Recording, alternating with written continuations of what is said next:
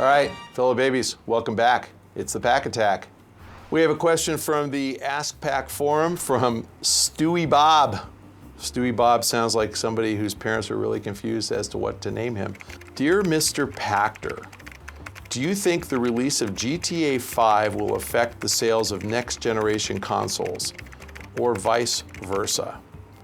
Okay, first half of the question, no. Second half of the question, yes. Is that enough or should I elaborate? Okay, let's think about this. GTA 5, current gen game. Current gen. Can't play it on the PS4 or the next Xbox. Is it going to affect the sales of the PS4 or the next Xbox? I don't know. If you have a PS3 or an Xbox 360 and GTA 5 comes out, is there any impediment to buying it? No. Does that impact your decision to buy a next-gen console? No. Okay, smart guys out there, I know, that leaves you with $60 less in your pocket, so you can't afford a next-gen console, maybe, but we could say that of any game. No, it doesn't impact the sale of next-gen consoles. Do next-gen consoles impact the sales of GTA 5? That's the smart question. But I got an itch right here. That is the smart question. The reason that's such a smart question is, as I said just a moment ago, GTA 5 is not on next-gen consoles. So if most GTAs have launched kind of early in a cycle, certainly not the last week of a cycle. So GTA 3, which is the first one done by Rockstar, launched in fall of 2001. Vice City was fall of 2002. San Andreas was fall of 2004. And the Xbox 360 didn't come out till fall of 2005. So they had a full year before the 360, 2 full years before the PS3. All those games sold about the same number, mid 20 millions, 23, 25 million. All of them sold about 12 million in that kind of Christmassy, launch window, maybe through March. And they all sold about 12 million later. So they just kept selling. That's what's great about games like that for the publisher, for Take-Two. You just keep getting steady sales. I think the problem with GTA 5 is, no question, it's going to sell a gajillion units early, and one could argue way more than 12 million because the install base is so huge for PS3 and Xbox 360. But what happens to that tail?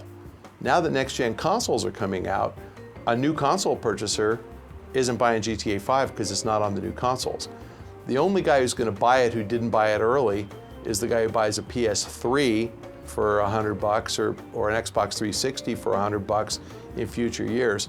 My bet is there's going to be a lot fewer of those than we had in the past.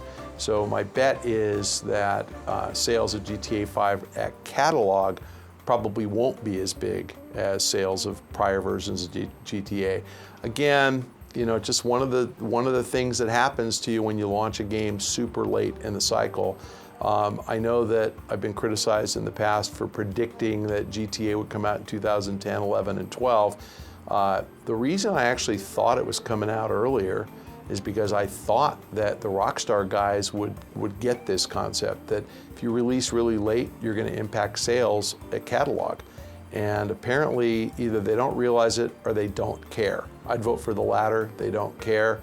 I think Take-Two management cares very much, and I think that that's kind of why the game was scheduled to come out a lot earlier. That's why we got a trailer on November 1st, 2011.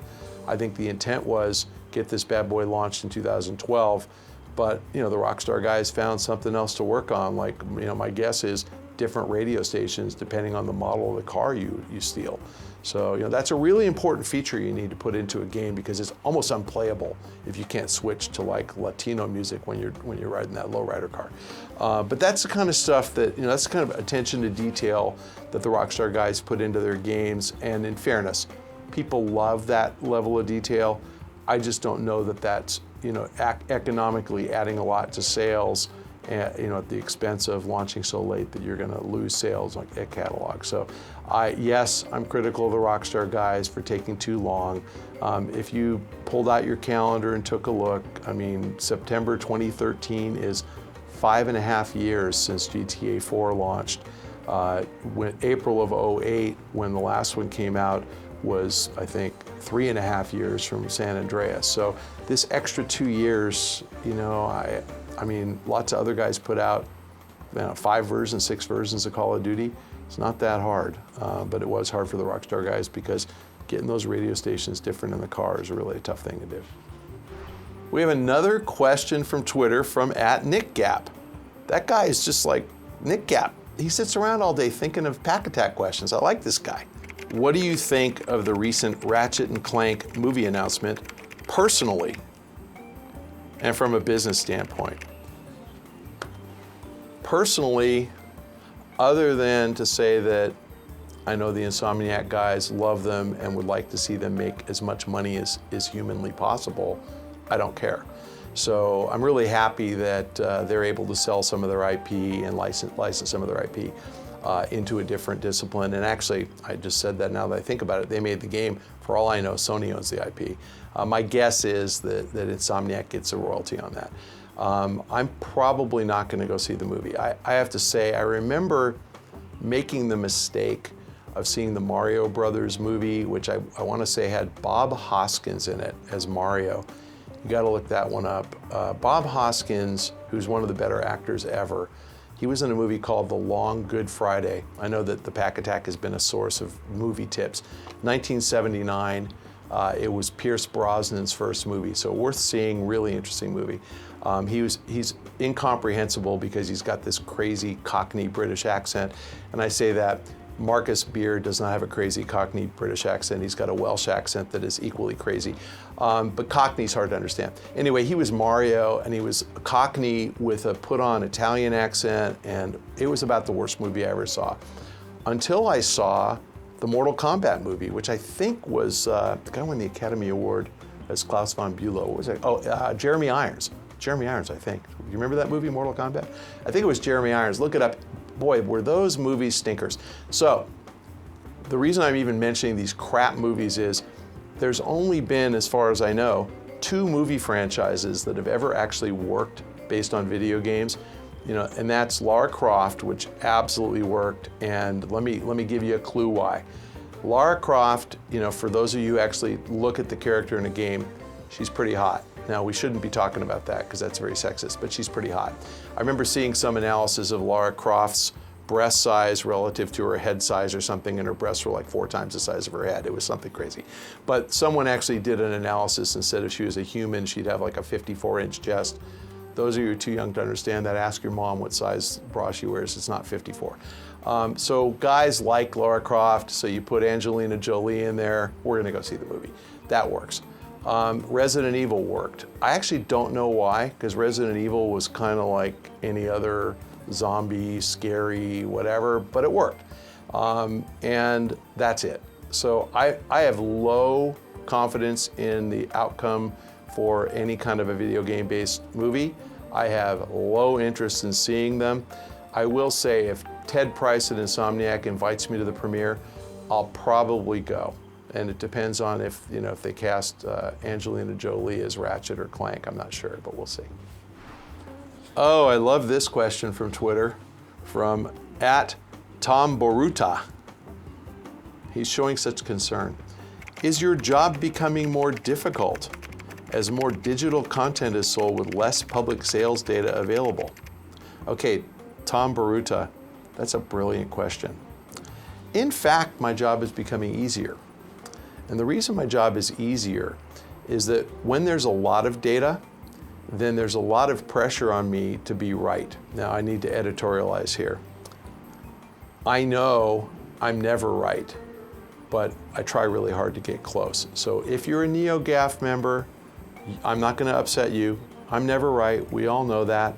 But when there's data, then you guys on NeoGAF can prove when I'm wrong.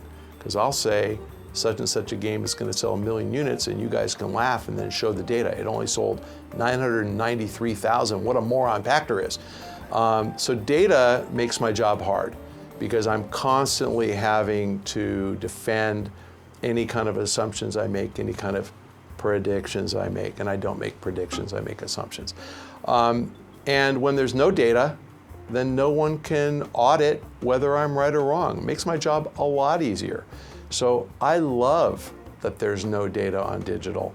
And so if I say the mobile games market in the US is $3 billion, who knows what it is? I mean, the Apple App Store probably knows what it is on iOS, and the Android Store probably knows mostly what it is on Android, but they don't control every download.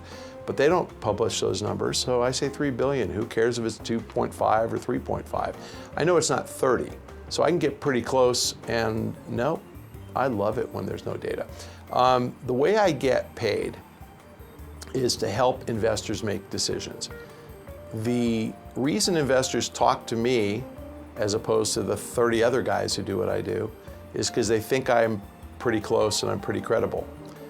The more data there is, investors are in a position to evaluate whether I'm right or wrong and whether I'm reliable. The less data, the more they need me. So I like no data. I would rather there be no data. Everything is an estimate and it's never validated. My opinion would matter even more. So I'm kind of hoping for all digital, nobody knows anything, and they have to come to me and pay me to find out what I think. More money for me, good thing, profit deal. All right, fellow babies, thanks for joining us this week. If you would like to submit a question, you can do so at the link below. If you would like to submit a question through Twitter, I have a new producer. We've decided not to make my new producer a Twitter star, so we're going to try to make this a little more antiseptic. Please send the questions on Twitter to me, @MichaelPachter, and please make sure you copy @GameTrailers and use the hashtag AskPac. Now that's a whole lot of characters. I know that's going to cut your question in half.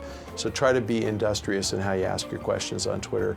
It's okay with us if you actually use more than one tweet to send a longer question. We'll be fine with it. Thanks again for joining us. We'll see you next week.